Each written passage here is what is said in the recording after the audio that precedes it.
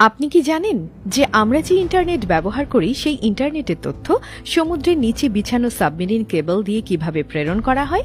আজ পর্যন্ত সমুদ্রের তলদেশে এত পরিমাণ কেবল বিছানো হয়েছে যে তা দিয়ে চাঁদকে দুইবার পেঁচানো যায়। আশ্চর্যজনক, তাই না?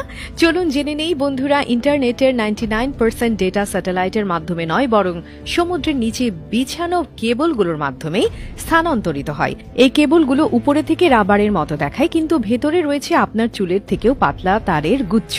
এই সূক্ষ্ম তারগুলোই দ্রুতগতির ইন্টারনেট সংযোগ নিশ্চিত করে। ভারতের একমাত্র কোম্পানি টাটা কমিউনিকেশনস এই সাবমেরিন কেবল বিছানোর কাজ করে থাকে।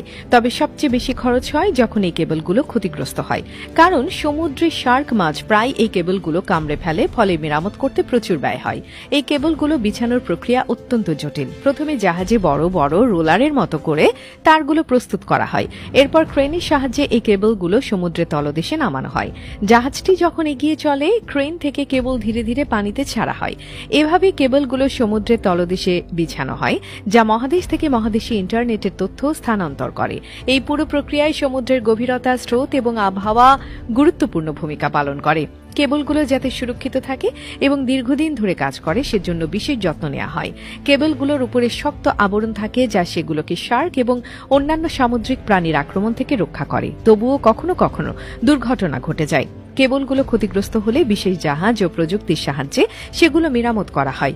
এই প্রক্রিয়াটি খুবই ব্যয়বহুল এবং সময় সাপেক্ষ। তবে এই সব কিছুর পরেও এই সাবমেরিন কেবলগুলোর মাধ্যমে আমরা দ্রুত এবং নিরবিচ্ছিন্ন ইন্টারনেট সেবা পেয়ে থাকি।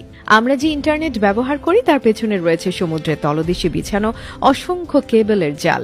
এই প্রযুক্তি আমাদের বিশ্বকে আরো সংযুক্ত করেছে এবং তথ্যের আদান প্রদানকে সহজতর করেছে।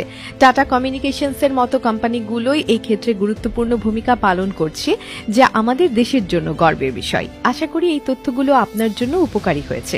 ইন্টারনেটের এই আশ্চর্য জগৎ সম্পর্কে আরো জানতে আমাদের সাথে থাকুন।